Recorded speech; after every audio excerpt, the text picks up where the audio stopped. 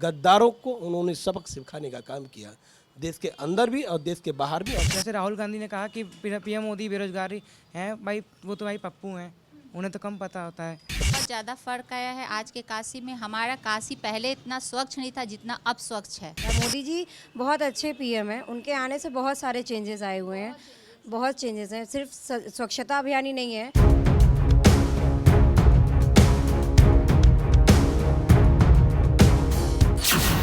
शिक्षा के मंदिर पहुंचा एनएमएफ न्यूज, जानने वाराणसी का चुनावी मूड। विद्यार्थी संघ शिक्षकों ने रखी अपने दिल की बात, मोदी सरकार से लेकर विपक्ष को दिए नंबर। बताया स्वच्छता के नाम पर कितनी हुई सफाई, कितना बदला बनारस। देखिए सिर्फ एनएमएफ न्यूज पर।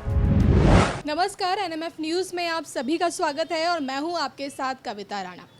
इन 5 सालों में कितनी बदली है काशी, मोदी राज में वाराणसी का कितना विकास हुआ है, ये जानने के लिए आज हम पहुंचे हैं शिक्षा के मंदिर में।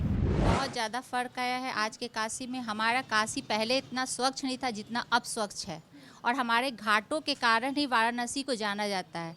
हमारे घाट का बहुत स्वच्छीकरण हुआ है, बहुत सफाई अभियान चालू हुई है, और काशी तो काशी हो गया अब तो। खुद महसूस करेंगे जीता जागता ये बनारस, ये काशी बहुत बड़ी विभूतियों का एक शहर है। ये प्राचीन शहर है, हिंदुओं की धर्म नगरी है। यहाँ हर समाज और हर समाज के लोगों का सम्मान है। पर सबसे बड़ी बात है कि ये वो हमारे सम्मानीय माननीय प्रधानमंत्री, हमारे देश के प्रधानमंत्री और इस वाराणसी के सांसद हैं, ये बहुत बड़ी बात है। और उनका स्वागत है कि दूसरी बार वो काशी में फिर चुनाव के लिए आ रहे हैं, और उनका स्वागत है तहे दिल से, और दिल के गहराइयों से मैं उनका स्वागत करता हूँ। पूरे खटीक समाज उनके यहाँ पे दोबारा चुनाव लड़ने के लिए बार बार स्वागत करती है, नमन करती है, वंदन करता है, और मैं उनके साथ हूँ, मेरा समाज उनके साथ है। और पूरा 3.5 लाख से भी अधिक इस बार देखिएगा कि चुनाव से वो जीत रहे हैं और जीतेंगे, और समाज को देखेंगे। और बटने न बांटने की राजनीति वो नहीं करते, वो समाज को जोड़ने की राजनीति करते हैं। सफाई काफ़ी अच्छी है, और देखेंगे आप विश्वनाथ जी का मंदिर भी जाके देखिए तो अब बहुत अच्छा बनना है, जो कि उसी के कारण ही लोग पहले आते थे दर्शन के लिए। इतनी भीड़ में परेशानी होती थी, दर्शन भी नहीं मिल पाता था ठीक से, लेकिन अब विश्वनाथ मंदिर देखने लायक हो गया है। हमारे यहाँ की सड़कें, जो तंग सड़कें थी, तंग गलियाँ थी, वो सब भी दूर हुआ है और चौड़ी सड़कें हुई हैं। आप अगर बहुत बढ़िया सड़क देखना है, बावलपुर हाईवे पे देख लीजिए। उसके अलावा लाइट की सुविधा यहाँ बहुत अच्छी हो गई है। पहले यहाँ जो है 12-13 घंटे लाइट रहती थी, अब 20-22 घंटे लाइट रह रही है।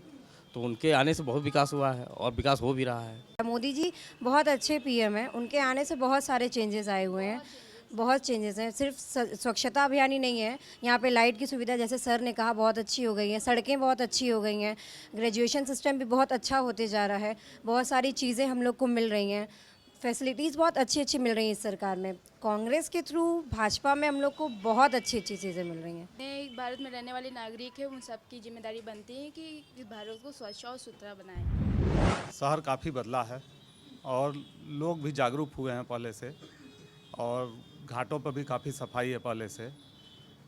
और नमामि गंगे के लिए जो गंगा अभियान में पॉलीथीन की कमी है, वो सब भी फेंकने की पहले से कमी आई है। और बस दिक्कत यही इसी बात की है कि जो गंगा के किनारे जो नाले निकल रहे हैं, उन पर ध्यान नहीं लोगों का नहीं है।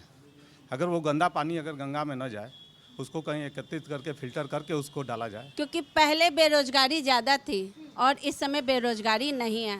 देखिए, पढ़े लिखे बच्चे जिनको सर्विस नहीं मिल रही है, वो ई रिक्शा भी चला रहे हैं, तो कुछ कमा रहे हैं, घर की परवरिश वो कर सकते हैं। ऐसा नहीं है कि वो घर में बैठे हैं। पहले बच्चे घर में रहते थे क्योंकि उनको शर्म आती थी कि हम क्या करें, लेकिन आज के युग में उनके चक्कर में कोई भी शर्म नहीं है। देखिए, पढ़े लिखे बच्चे जिनको सर्विस नहीं मिली है, वो भी काम कर रहे हैं, अपने पैर पे खड़े हैं। अगर पकौड़ा तल के अगर जीवन पार कर रहे हैं तो वो भी एक रोजगार है। क्या पकौड़े तोड़ने वाला इंसान नहीं होता है? रिक्शा चलाने वाला, बग्घी खींचने वाला इंसान नहीं होता, वो भी पढ़ा लिखा होता है और स्वच्छ होता है, और सफाई के बाद वो साक्षरता में भी विश्वास रखता है और अपनी मेहनत कमाई। MBA की डिग्री हासिल करने वाले को उन्होंने कभी नहीं कहा MBA की आपके चल के आपके पकौड़ा तोड़। अगर आप योग्य हो, आप में काबिलियत है, आप में हुनर है, तो आप आगे आओ ना, कौन मना कर रहा है भाई? आपके पास योग्यता नहीं है तो ठीक है, आप कर रहे हो पकौड़ा तलने के लिए, किसने कह दिया? और कौन मना कर रहा है कि आप पकौड़ा तलो? आप भी तलो मत। अरे MBA करके आप पकौड़ा तलने का काम मेरा पुश्तैनी रोजगार है। मेरे पिताजी सब्जी बेचते तो मैं भी सब्जी बेचूं। मैंने MCOM बेचू से मैंने किया। मेरे पिताजी सब्जी बेचते, मैं ठेले भी बेचता था। तो आज मेरे पास योग्यता में मैं इतने बड़े संस्था के मैं मालिक हूँ। आज के दौर में तो युवाओं को सब कुछ मिल रहा है और युवा जो है मोदी जी की तरफ भाग रहे हैं क्योंकि उनसे वो काफ़ी प्रेरित हैं, इंस्पायर्ड हो रहे हैं। बाकी सब कुछ तो अच्छा है। बीजेपी की गवर्नमेंट ने काफ़ी काम किया है, हम लोग उनसे बहुत ही खुश हैं। हम चाहते हैं कि हमारे युवा, जितने भी युवा हैं, वो अपना डिसीज़न अच्छा लें, सोच समझ के लें, अच्छा लें और मोदी जी को ही वोट दें। हम तो यही चाहेंगे कि मोदी जी आएँ, फिर आएँ, आने वाले 20 साल तक अभी आएँ, जब तक उनकी एज हो तब तक वो आएँ। बाकी सब कुछ अच्छा हो, हम लोग उनसे बहुत सेटिस्फाइड हैं। जैसे राहुल गांधी ने कहा कि PM मोदी बेरोजगारी हैं, भाई वो तो भाई पप्पू हैं, उन्हें तो कम पता होता है। और जैसा कि मोदी जी हैं, मेरे हिसाब से मोदी जी आएंगे और बेरोजगारी कम होगी। और मैम 15 लाख की बात आपने की, 15 लाख उन्होंने ये नहीं, देखो बातों को तोड़ मरोड़ के पेश करना ये राजनीतिक व्यक्तियों का काम है। वैसे भी मैं राजनीति नहीं हूँ, मैं किसी दल का पार्टी का नेता भी नहीं हूँ और मैं होना भी नहीं चाहता। और दूसरी बात ये रही कि 15 लाख की बात थी तो वो तरीका देखिए कहने का अलग है। 15 लाख सीधे उनके खाते में नहीं जाएगा, पर वो माध्यम तरीका होता कि 15 लाख का कैसे उनको फ़ायदा होना है। आप टैक्स चोरी से लोगों को बचाया उन्होंने, टैक्स में कैसे विजन होगा और कैसे किस किस तरीके से उनके खाते में उनको फ़ायदे होने वाले हैं। आयुष्मान योजनाएं चलाया उन्होंने, तमाम योजनाओं को लेके समाज में और देश में आए और उन्होंने बताने की कोशिश की कि अगर वो योजना हम सफल हो गए तो हर व्यक्ति को कम से कम 15 लाख रुपए की फ़ायदा हो। पर लोगों ने इस बात को मोड़ा और कहा कि 15 लाख रुपए मोदी उनको जेब में डालने वाले हैं। तो ऐसा वो सोचना उनकी सोच है। अगर ऐसी वो सोच है तो सोच को कोई बदल नहीं सकता। जो दिखता है वही बिकता है, पर वो विश्वास करे और उसमें विश्वास में विश्वास रहे कि वो आना है, पर तरीका दूसरा है। सिक्के के दो पहलू होते, एक होता कि सामने से कोई दिखता है, एक होता कि अप्रत्यक्ष। जो अप्रत्यक्ष होता वो सामने समय समय पर होता रहे कि हर व्यक्ति को योजनाओं के माध्यम से उनको फ़ायदा दिलाना, देश को फ़ायदा दिलाना और नीचे स्तर से फ़ायदा दिलाना। ऊपर से नोट की गड्डियाँ ऊपर से चलती नीचे आते आते घिस जाती, वो चीज़ें नहीं हैं। भ्रष्टाचार को उन्होंने कम किया, एक बात।